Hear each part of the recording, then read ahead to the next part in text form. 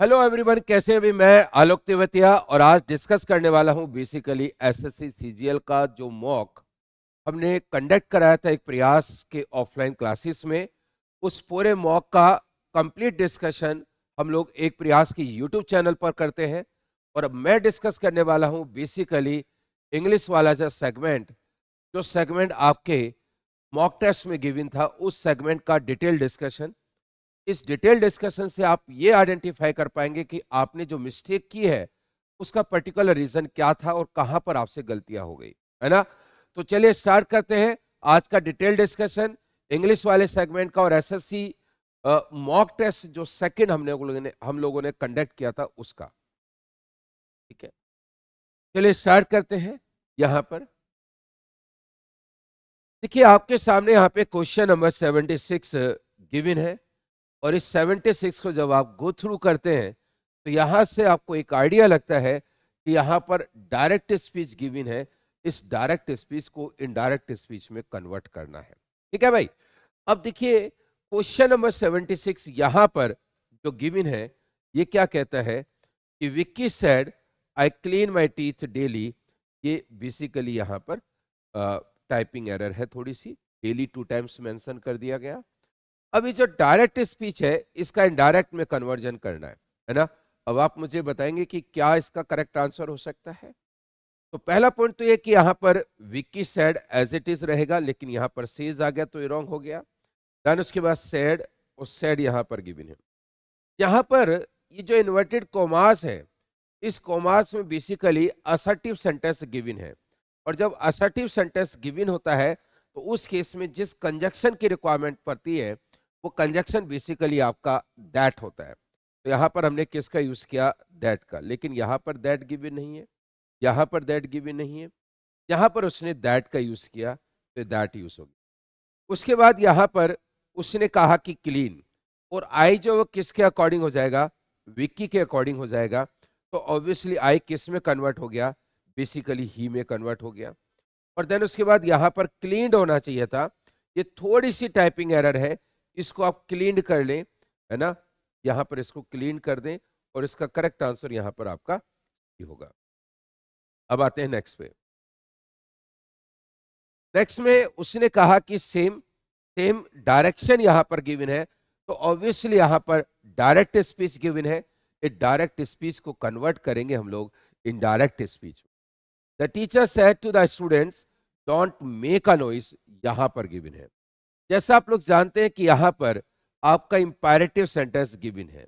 और imperative sentence के बारे में जब डिस्कशन करते हैं तो जनरली हम लोग ये कहते हैं कि इंपैरेटिव सेंटेंसेस की जो स्टार्टिंग होती है वो वर्ब से होती है, या अगर वो सेंटेंस आपका नेगेटिव फॉर्मेट में गिवन है तो उसकी स्टार्टिंग फिर डू नॉट से होती है ना।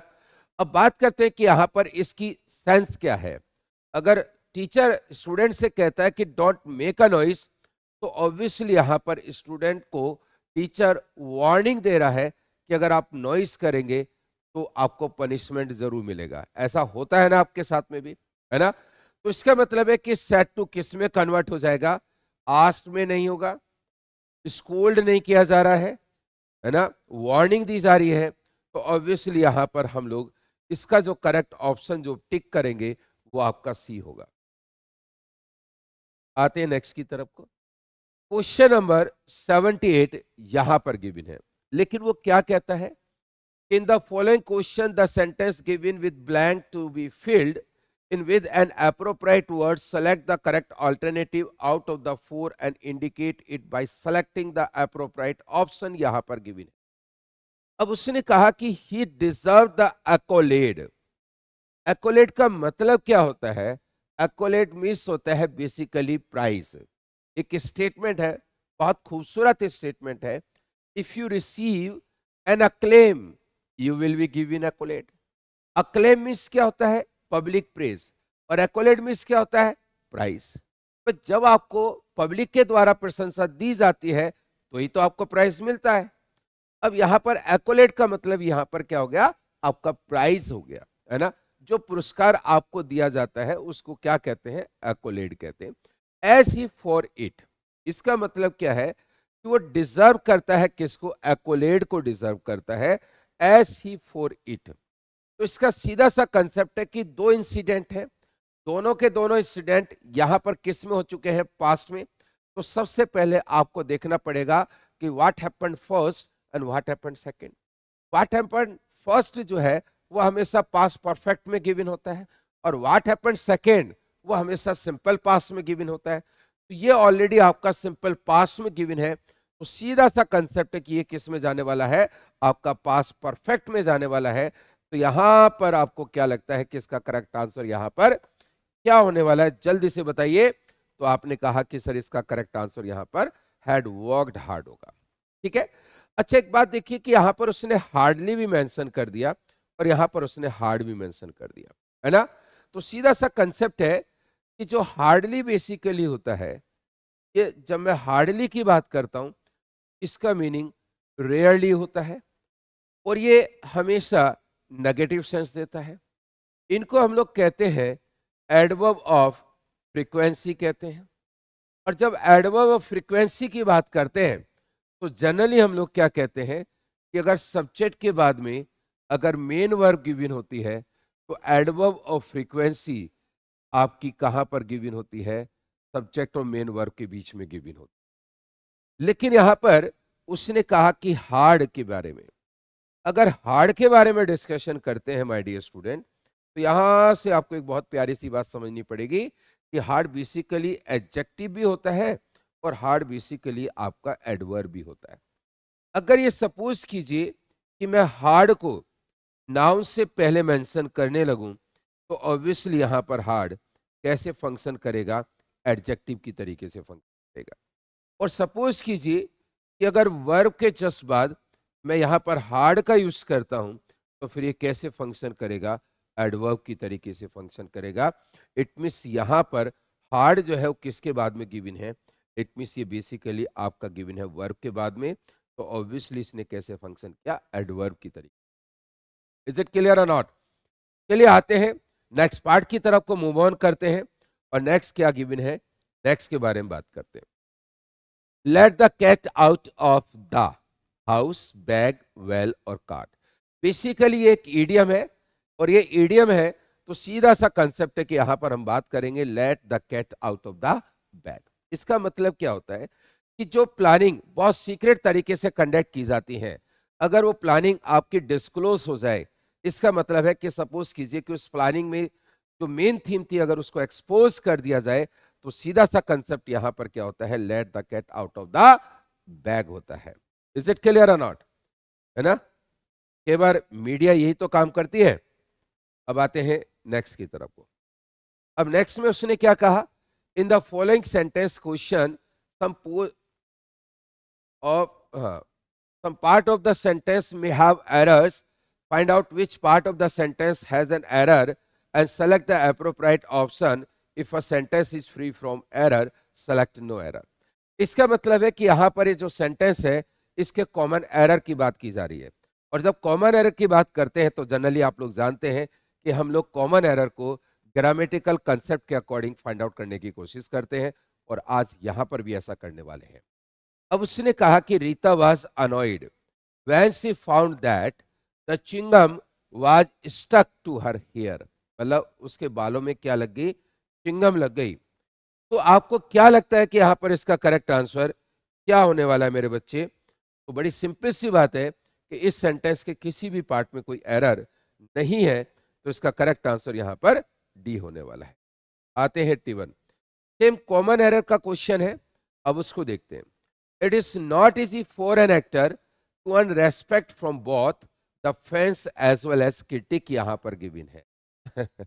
अब देखिए यहां पर उसने क्या कहा कि both the fans as well as, actually both के जस्ट बाद हम लोग किसका यूज करते हैं, एंड का यूज करते हैं। अगर बोथ के बाद एंड होता है तो इसको हम लोग दूसरे तरीके से भी लिख सकते हैं, और वो लिखा जाता है नॉट ओनली बट आल्सो।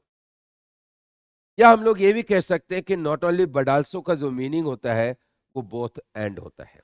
तो इसका मतलब है कि किस पार्ट में आपको एरर लगी, सी पार्ट में एरर है, तो यहां पर इसका करेक्ट आंसर आपका। अब आगे देखते हैं।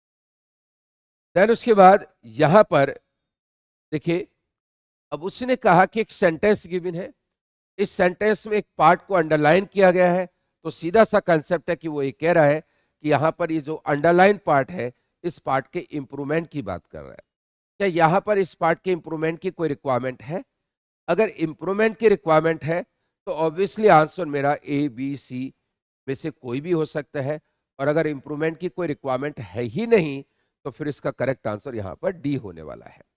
लेकिन यहां पर उसने क्या मेंशन कर दिया? ज्वेलरी मेंशन की। ज्वेलरी बेसिकली आपका कैसा नाउन होता है कि सर अनकाउंटेबल नाउन होता है। क्या अनकाउंटेबल नाउन के साथ में एस और यस यूज कर सकते हैं? नेवर, ऐसा कभी हो नहीं सकता। तो ऑब्वियसली यहां से ए ऑप्शन को एलिमिनेट करेंगे, बी ऑप्शन को एलिमिनेट करेंगे, तो हमारे पास में केवल एक ही ऑप्शन बचता है और वो ऑप्शन आपका सी बचता है, और C is the correct answer.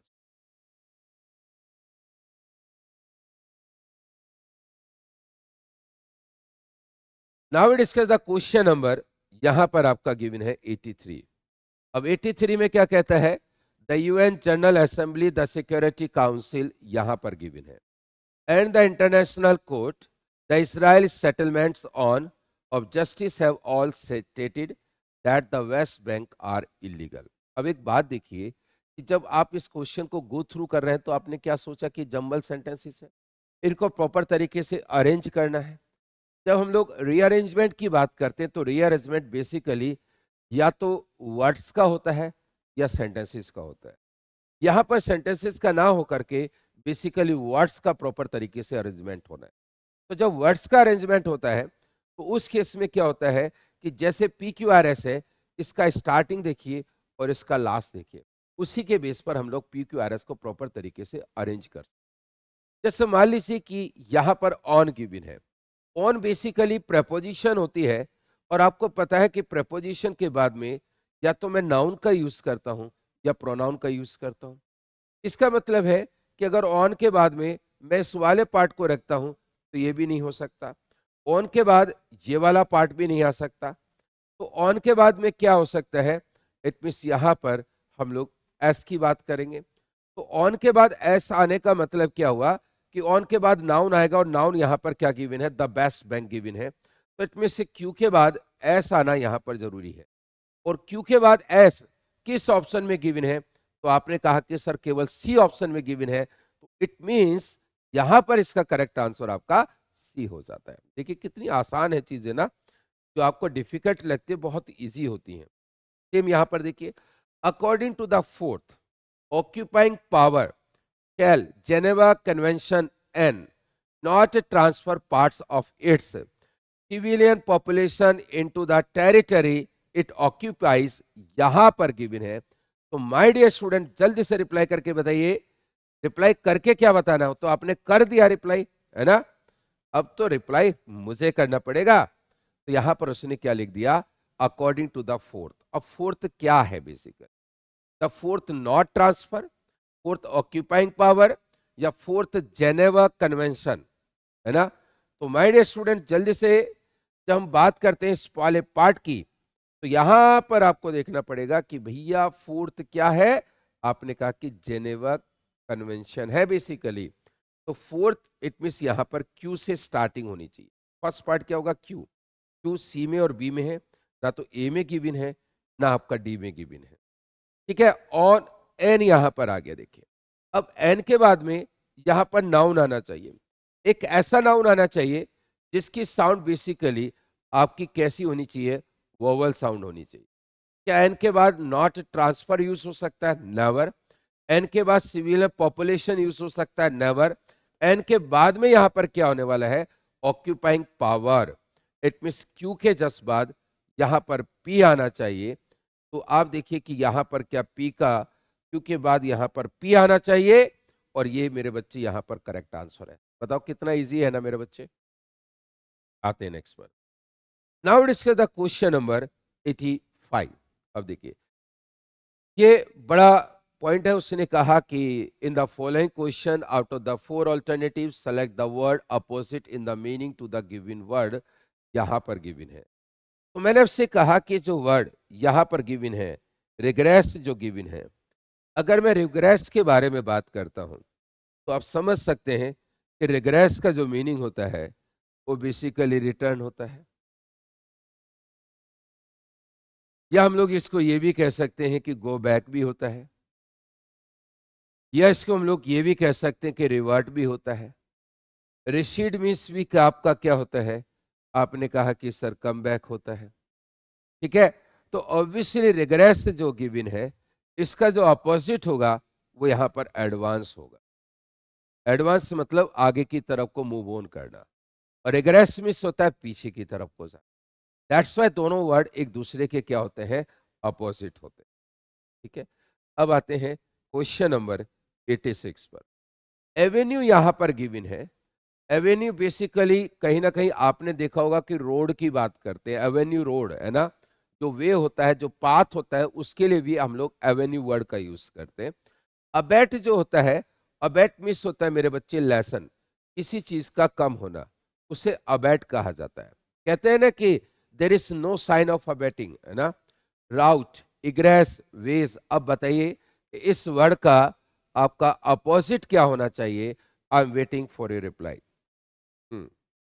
Method, line, approach, ये सब अवेन्यू के मीनिंग है।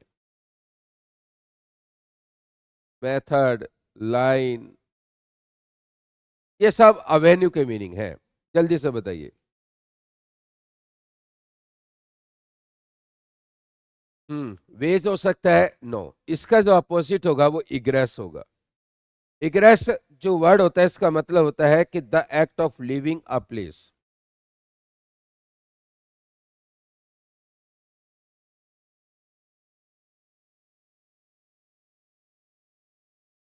इसलिए इसके यहां पर मीनिंग क्या होगा, आपका सी।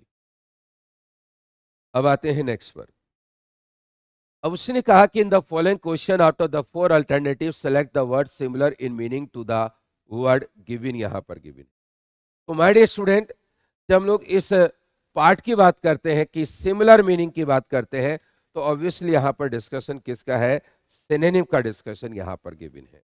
अब मैं आपसे कहता हूं कि जो वर्ड यहां पर गिवन है तो उसका मीनिंग क्या होता है। तो मैंने आपसे कहा कि वो फुल जो होता है इसका मीनिंग होता है आपका वेरी सैड।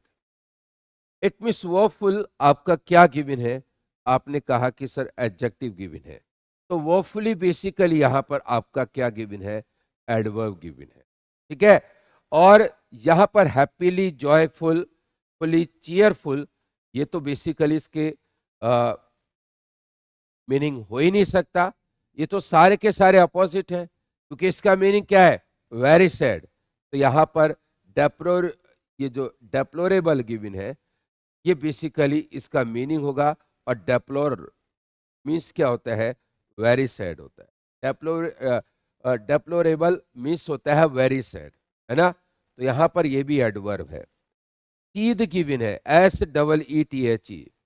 चीद जो वर्ड होता है बेसिकली इसका मीनिंग जो होता है वो आपका होता है वेरी एंग्री होता है। अब इसका सिनोनिम क्या हो सकता है, फ्रीज हो सकता है, रिलैक्स होता है, बी हैप्पी होता है। और यहां पर उसने क्या मेंशन किया, रेस मेंशन किया। तो आप समझ जाइए कि रेस इस वर्ड का सिनोनिम होता है। ना तो हैप्पी हो सकता, ना रिलैक्स हो सकता, ना ही फ्रीज हो सकता, क्योंकि ये किसकी सेंस दे रहा है, एंग्री की। और रेस जो होता है ये भी एंग्री की सेंस देता है।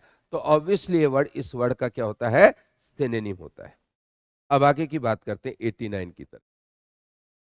Out of the following options find out the word that is correctly spelled. तो बड़ा सिंपल सी बात है, आप फाइंड आउट कर सकते हैं, डिक्शनरी कंसल्ट कर सकते हैं। तो यहाँ पर जो करेक्ट तरीके से स्पेल किया गया है वो वर्ड आपका यहाँ पर 89 का ए ऑप्शन है।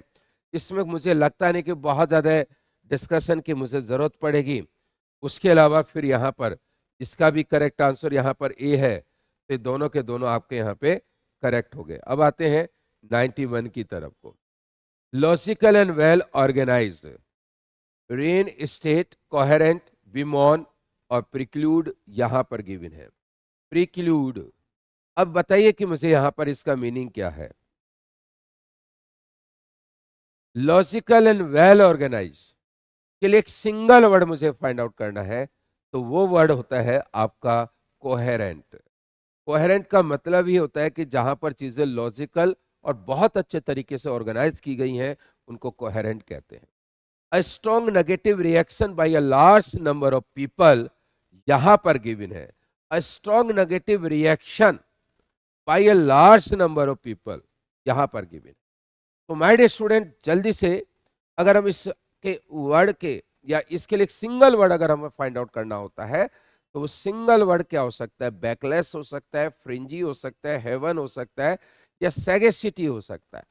एक सैगेसिटी होता है, एक सैगेशियस होता है ना। सैगेशियस के बारे में तो आप लोग जानते ही होंगे, है ना, वाइज इंटेलिजेंट, उसको सैगेशियस कहते हैं।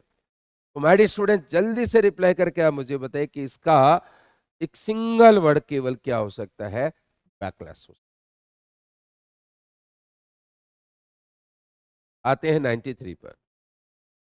93 कहता है कि after the divorce they become involve in an emotional tug of war over the children. अब यहां पर जो ईडियम और फ्रेज गिवन है, इसका मीनिंग मुझे फाइंड आउट करना है कि tug of war. Tug of war का मतलब क्या होता है?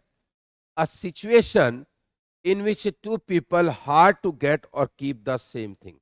ये तो है भाई, same thing. 93, 94, why not have a day off? I will hold the fart for you. Fart, held, hold the fart for you. बताइए क्या हो सकता है?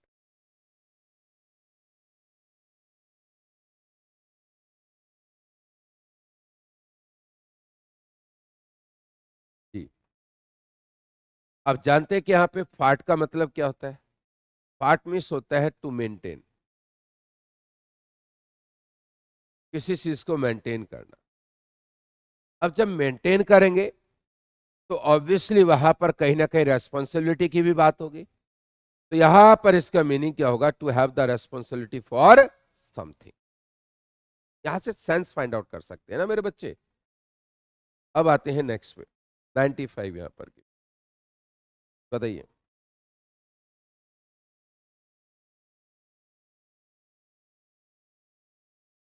His reason for his absence yesterday did not hold water. A feeling of hatred, not true or relevant, to give the names of the people involved in something, the largest or best part of something. उसने कहा कि yesterday did not hold water.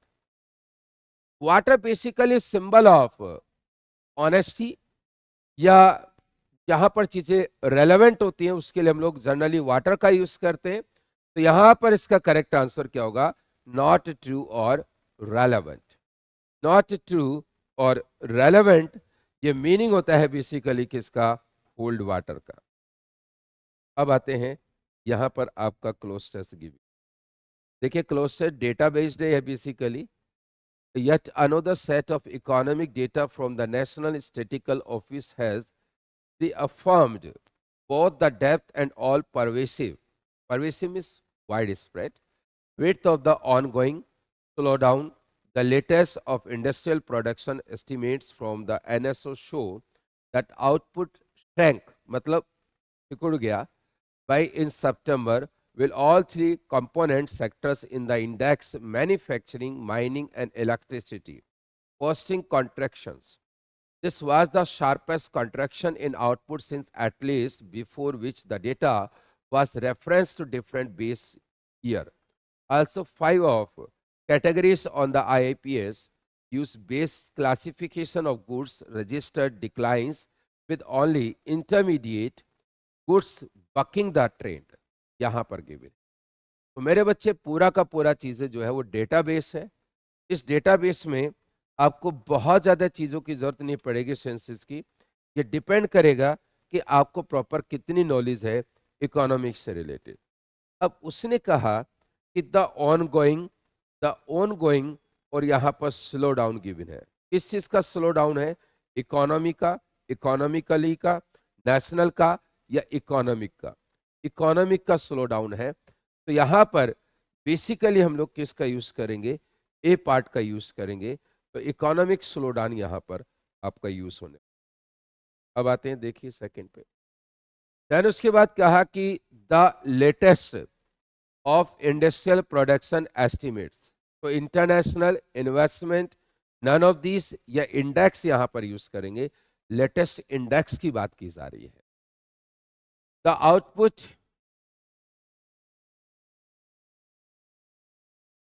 अब देखिए percentage है, ये तो आपके knowledge based है, इसमें कोई परसेंटेज का ऐसा कुछ जिक्र नहीं है, इसमें कोई थीम आपको नहीं लगानी। मैं आपको बता देता हूं कि जब मैं पढ़ रहा था डेटा द हिंदू से, तो वहां पर डेटा गिवन था और वो था 4.3%। तो यहाँ पर NSO shows the output sank by 4.3%। ये यहाँ पर गिवन नहीं है बेसिकली, है ना, लेकिन फिर भी मैंने इसलिए मेंशन किया है क्लोजेस कि मैं जानना चाहता था कि आप लोग करंट से कितना एसोसिएटेड हैं, मतलब करंट के बारे में आपको क्या नॉलेज है। जैसे ये वाला फैक्ट यहाँ पर क्लोजेस में गिवन नहीं है, लेकिन ये सारा का सारा फैक्ट कैसे बेस्ड है, आपके करंट से रिलेटेड है बेसिक। अब उसने क्या कहा, this was the sharpest contraction to output since at least April 2012, यहां पर गिवन है ना, तो अप्रैल 2012 ही इसका करेक्ट आंसर है यहाँ पर। अब आते हैं नेक्स्ट में, लास्ट में कहता है कि 5 of the 6 categories on the IPS, कि टोटल कितनी कैटेगरीज होती हैं, 6 में से 5 की बात की जा रही है। ठीक है, तो यहां पर आज हमने 25 क्वेश्चंस को प्रॉपर तरीके से गो थ्रू किया है। इसको आप देखिए, अच्छे से देखिए, और जो एक प्रयास का जो ऑफलाइन मॉक जो कंडक्ट किया जाता है, वो मॉक बेसिकली सैटरडे को कंडक्ट किया जाता है।